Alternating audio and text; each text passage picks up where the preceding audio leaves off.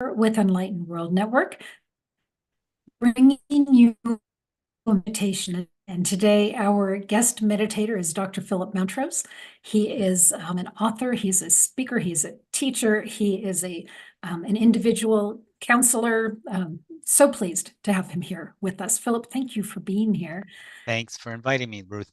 Absolutely. Today, the topic is accelerated spiritual growth and connecting with the elements. I'm so looking forward to this meditation today, Phillip. Yes, I think it'll be a special one, and it's something that's all around us and it's hidden in plain sight, and we're like the fish in water. We don't recognize that if it weren't for the water, we wouldn't be alive if you're a fish, or if it weren't for the elements, namely the fire, the air, the water, the earth, we wouldn't be here. So we take it for granted, and we're in this co-relationship with nature. We don't realize that we influence nature as nature influences us. It's not just something that's inert material for us to use. And we get a sense when we're out of balance in the 3D scientific world, such as global warming, climate problems, and so forth, when we misuse nature.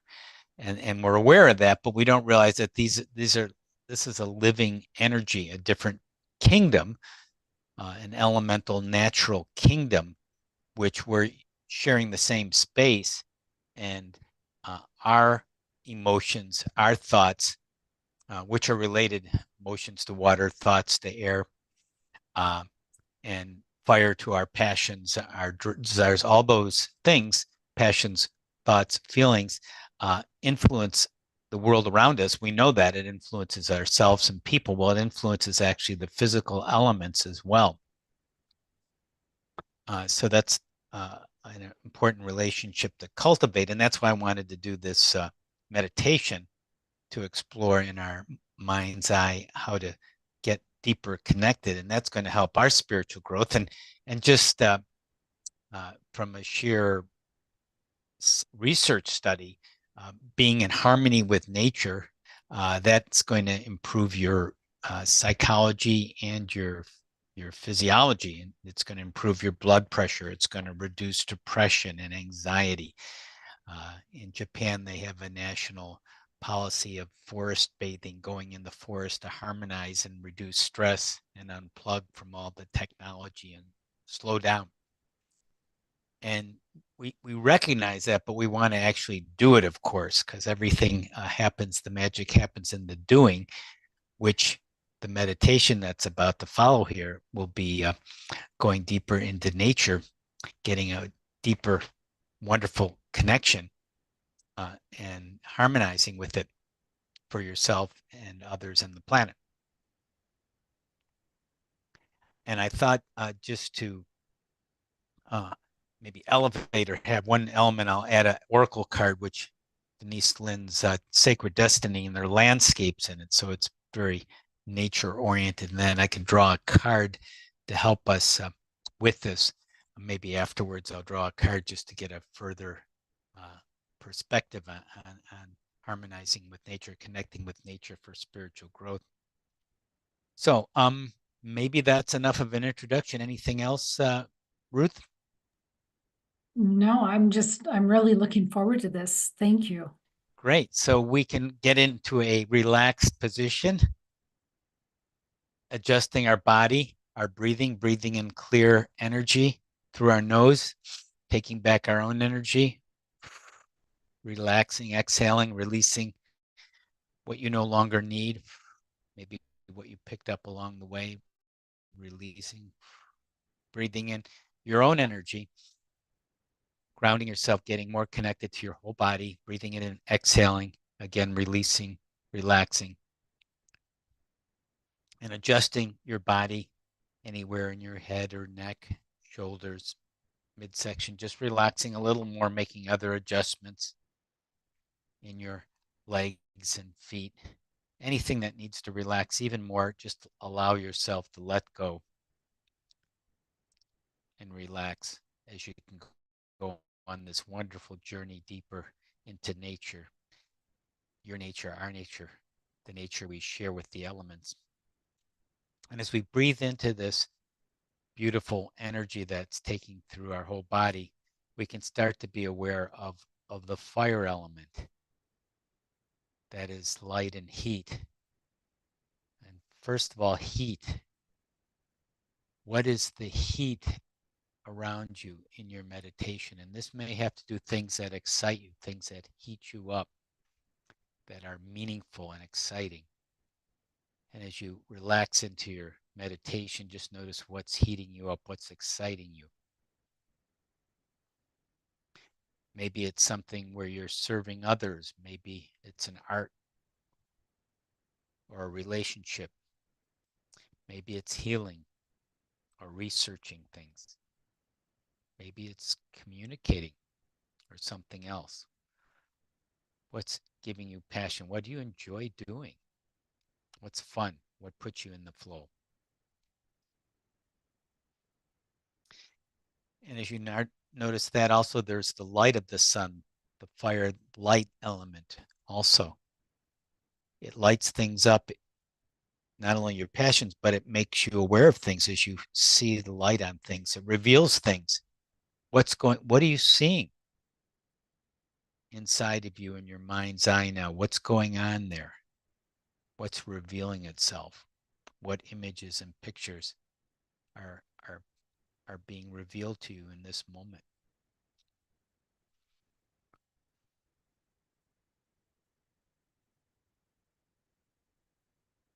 And if you want in a position, you can make a note of this now or afterwards too, of all the things you're perceiving. And one more thing with the fire element, what's one of your heart-centered desires? Perhaps you already noticed that just reviewing that, or a new one. What's a heart-centered desire? Is it art, service, communication, people, research? What, what is it, something that you can follow up on? What's your next step to following that passion? And making a mental note, just knowing that that's there for you, that element of heat and light, the passion, fire element. Moving on to the air element. Air connects you with your thoughts.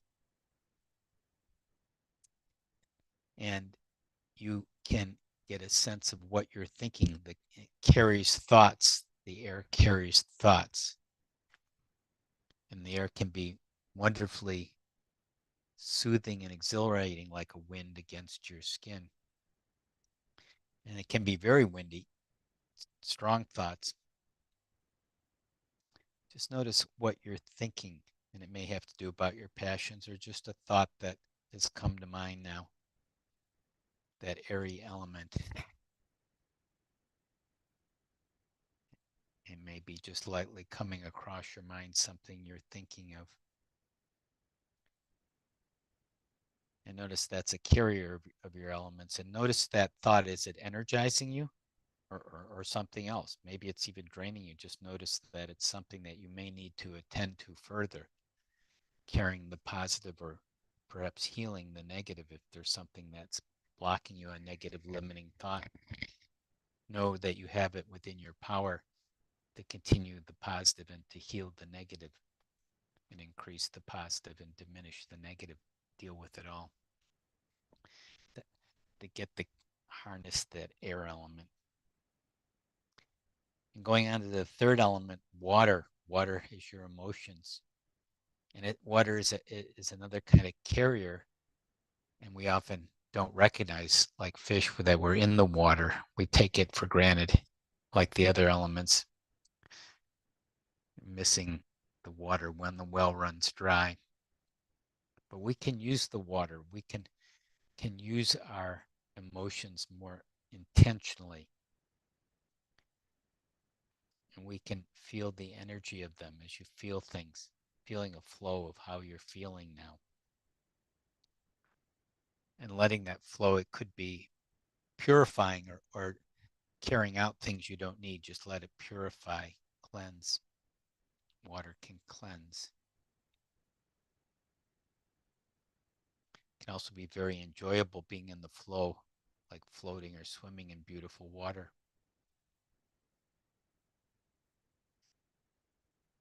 So notice your feelings now. Notice if they're expansive feelings or contracting or neutral. Noticing that you can handle any of them, and part of life is dealing with a wide range of experiences and feelings, and using all the elements, using everything. So breathe in. Imagine drinking pure, clear water, clean water. Exhaling, letting that water flow through you beautifully, wonderfully.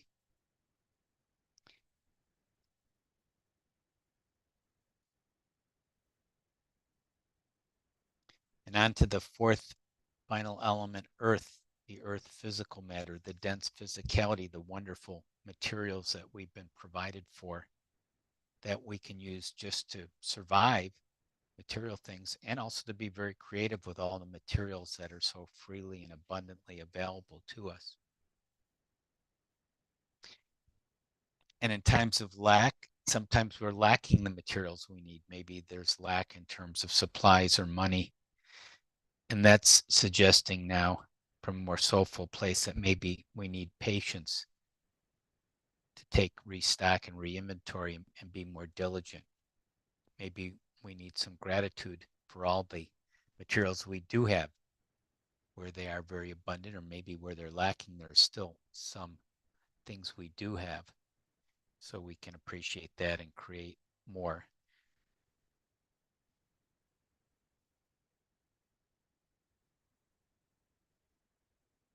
So notice materials that you'd like to focus on. It might be something to help you in your current life, something that you're building. It could be building materials or physical tools or even technology. Just notice how you can best use them and appreciate them. You might want to pick one, something that you want to use for just maintaining your life or being creative with it, and how fortunate it is that it's available.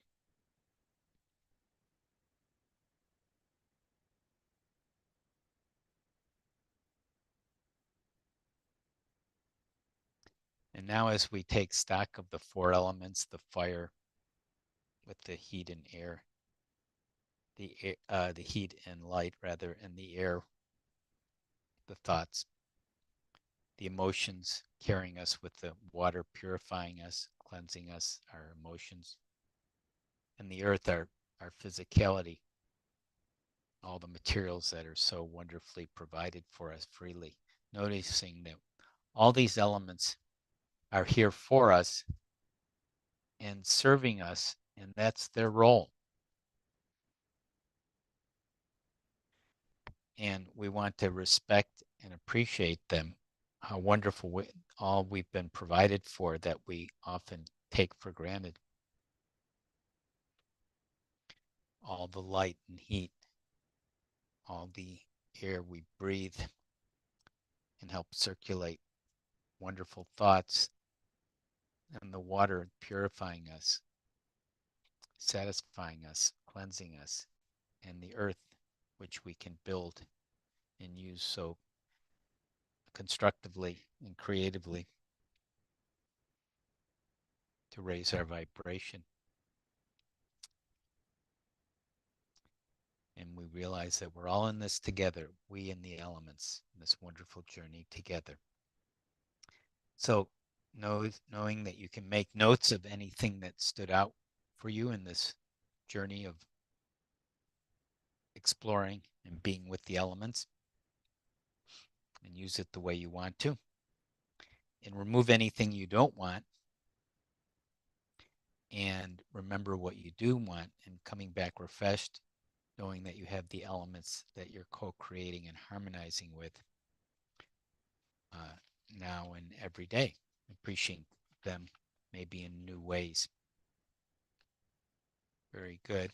I'm going to count back up. 1, 2, ready to come back. 3, ready to open your eyes, remembering what you want.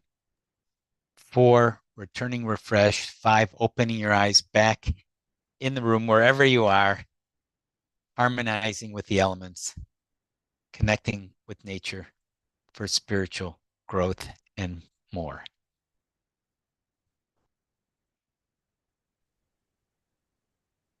Thank you, Philip. You know, my mind was working overtime on this one. Very interesting ideas here. So two thoughts came to mind. Yes, One is, so in our neighborhood, we lost 1,000 homes to a wildfire. yes, It was very, very dry before the fire. And the next day it snowed. wow, So yeah, a couple things came to mind. One is yes, the day of the fire, not only was there this wildfire that was happening, but we had 100-mile-an-hour winds. wow, We don't get 100-mile-an-hour winds yep. here, right?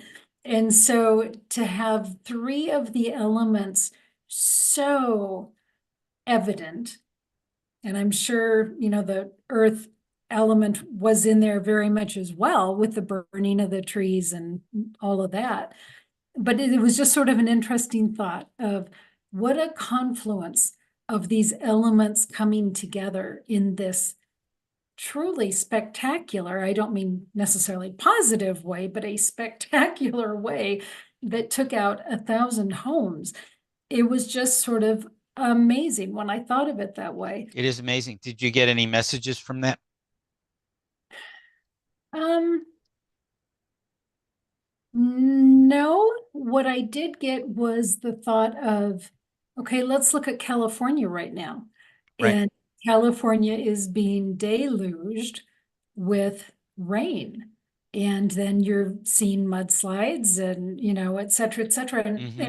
I think if anything, I came away with a bigger sense of awe Mm-hmm. and Yeah, it is kind of questions. humbling. It's sort of them, on the one hand, the feast and famine, you remember your water when the well runs dry, and then you remember the water when you're in a deluge, and it overwhelms you and can even destroy you and destroy property. Yeah. Right. So for you, I'm wondering, is there any message? Is there anything about when an element in particular makes itself really known, like the Mm-hmm. rain is right now? Is there a spiritual message with that, or is that just one of those, well, that's just what happens time to Mm-hmm. time? Is it bigger than that? Yeah, I'd have to kind of tune in, which maybe I can right now, to a message. But generally, if you think things are connected and it's showing us more than just 3D physicality, that there's these physical elements and that they come together, then you have a storm or a fire or something. Uh, so there's if you think there's deeper meanings to things, then I would guess there would be. Uh, uh, and one thing is, I thought maybe before I kind of tune into a message, this might be another reason to look at, because we were looking more in the meditation of the positive elements, and the positive connections to the elements were mostly, although it did say, where are you out of balance, and take a look at that. Uh, so I don't think it's probably not a direct linear connection that, like, people think enough negative thoughts, then, a negative weather pattern comes. But then again, it might, Well, and because I think it's interesting because nature doesn't have judgment. right. We're the ones that put the judgment on if it was a bad fire or a bad rain, you know, so that's our own judgment. Yeah. And so if you disrespect the land, there's a certain sort of natural cycles to things. But if you use up the land and you don't do regenerative farming, and you use all the soils and depletion, and you don't use water irrigation properly, then sooner or later the land is going to dry up, for instance, and you're going to ruin the land. Just if you put enough pesticides in the soil, you're going to kill the plants. So so there, I think there is certain natural cycles to things, but there also is our influence, just like with the global warming idea. Yes, there's certain natural cycles, but we can make, we influence it. We have a part in it because we're part of nature, and we have a very active role in using the materials and using nature, all the elements. We can obviously create a fire, or fire for to heat us up and feel warm, or create a forest fire, with misuse of fire. Right. So it's probably not a simple answer like, oh, but it makes me think of when they did they've done group meditations to influence people's behavior, like in Israel and places like that, where group meditations, and it's the Maharishi effect, and he studied it, the Maharishi, his groups about changing. A lot of people had group meditations for violent places on the earth, like Israel, Palestine, which would be a good thing to do right now. Uh, and it lowered the violence rate when they would do that. And there's been studies like that. So that sort of suggests to me, if you're having that positive coherent effect, it can actually affect the physical environment.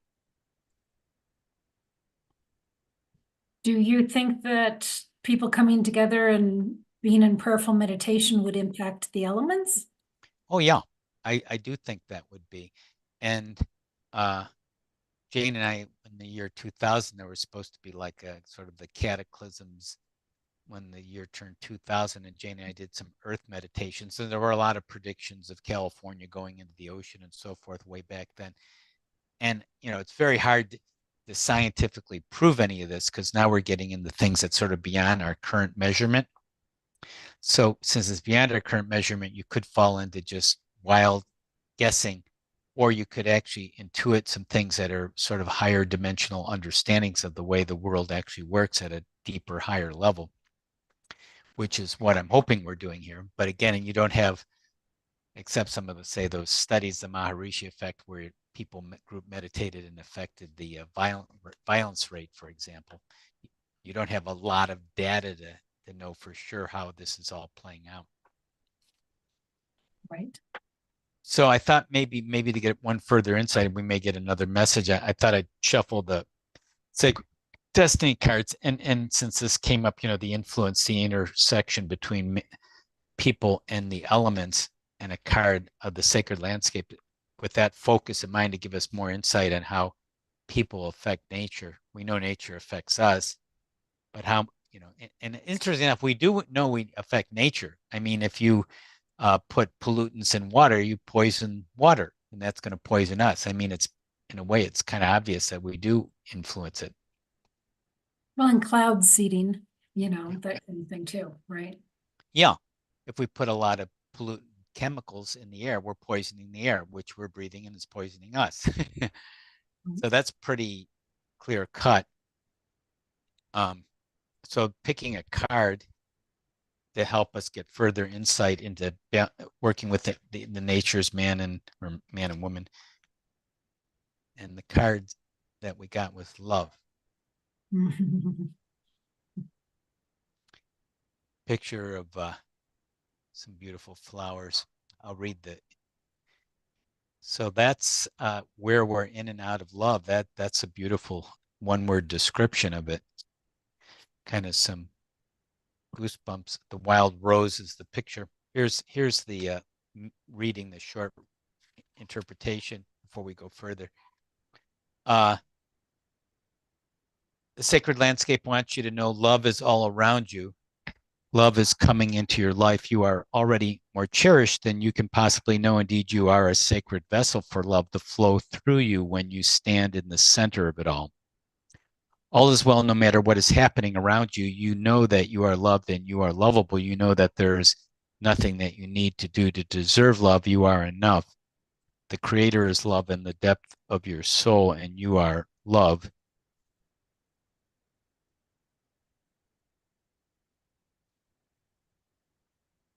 That's beautiful. Anything you're picking up there? Well, it's just amusing to me that for the last 3 weeks, every meditation that we have done has ended in love.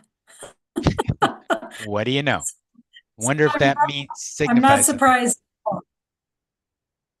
Well, and one of the things that they have been sharing is the difference between 3D versions of love, which is typically conditional, and there's an agenda there and expectations and perceptions, judgments, versus divine love. And I think with nature and this connection with nature, it's purely divine love that we're experiencing with nature. So, yeah, love Mhm, that. mhm. Right. So a big piece of this is, are we in or out of love? How much love are we generating and how much fear is going on? And that may be rippling out into, because if we're poisoning things like water and air and earth, we're not obviously in love with it. We're using it, exploiting it, uh, all those things. And there might be some positive motivations, but that maybe they think more people are going to be fed or something. But I think it's more of a justification than a genuine believing that this is a loving thing to do. So, and it's usually exploitative for money. Yeah. One of the meditations that the motto that they gave me, that's my new motto, is just love. That's all. Just love. And love is just, Yeah. which is what we're talking about, trying to figure out the whys and wherefores of some of this. And then, with destruction and devastation, the other bigger thing is karma and individual karma and group karma and collective karma. So if, we all need to balance things, so there may be serious uh, problems that we endure or come across our way to help us cleanse our karma, to address things that may otherwise we might not come up to face. Well, and I think we all are here to learn life lessons. And for some of us, that's what happens when you lose everything, you know? Yeah, So, and do you really lose everything? Because if you've got your health and you've got the people that you love, you didn't lose everything. yeah, So, yeah, right. So you still, that takes you back to the things you're grateful for, that you still have those things. If you lost your home, which is tragic, you still have your health and your life. right? Yeah. And Yeah. then, on even a greater kind of stretches, it maybe people have go out, leave in destructive experiences because that's part of their journey, what they even wanted to experience, not on a personality level, because probably no one says, I want to die in a natural disaster or something. Yeah. Yep. I understand exactly what you're talking about. Mm-hmm. Yep. Yeah. Lovely. Hey, Philip, if folks want to know what you and Jane are up to these days, how do they follow you? How do they find you? Um, let me see. I'd say the go to our website at gettingthrough.org, gettingthru.org, and they could sign up for a free gift package at tinyurl.com slash spiritual dash gift. So they'd get a gift package of different healing modalities and excerpt from our newest book, Loving Power of Your Soul, tinyurl.com slash spiritual dash gift. Okay. And that is actually in the description. So they can just follow the link that's in the description now. So, Oh, good. yeah. Thank you so much, Philip, for this time together today. I so appreciate it. And friends, thank you for being here. Thanks for coming and always being open to the bigger questions. And what does it mean not only for you, but for humanity as well? So take good care. God bless. We'll see you all soon. Thank you, Philip.